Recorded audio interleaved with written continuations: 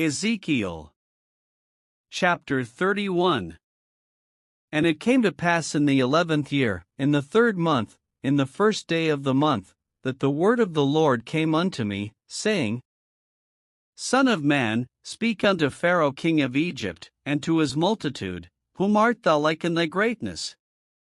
Behold, the Assyrian was a cedar in Lebanon with fair branches, and with a shadowing shroud, and of an high stature, and his top was among the thick boughs.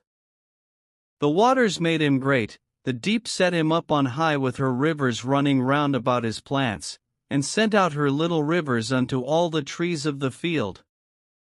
Therefore his height was exalted above all the trees of the field, and his boughs were multiplied, and his branches became long because of the multitude of waters, when he shot forth.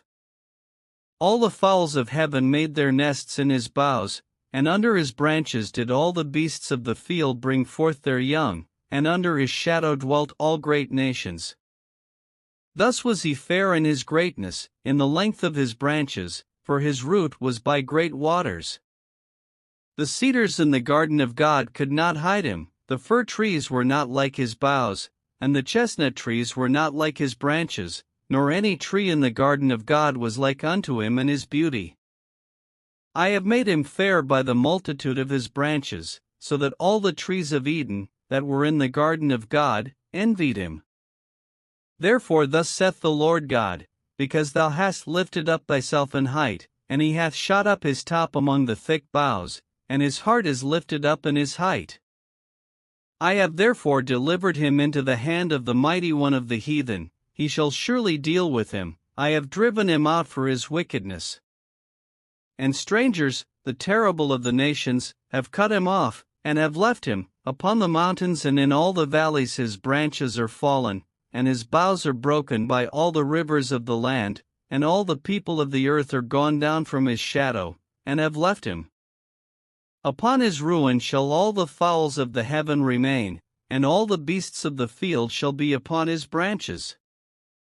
To the end that none of all the trees by the waters exalt themselves for their height, neither shoot up their top among the thick boughs, neither their trees stand up in their height, all that drink water, for they are all delivered unto death, to the nether parts of the earth, in the midst of the children of men, with them that go down to the pit.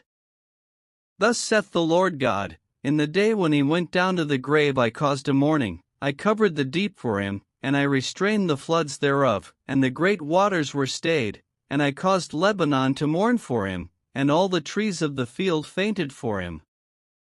I made the nations to shake at the sound of his fall, when I cast him down to hell with them that descend into the pit, and all the trees of Eden, the choice and best of Lebanon, all that drink water, shall be comforted in the nether parts of the earth.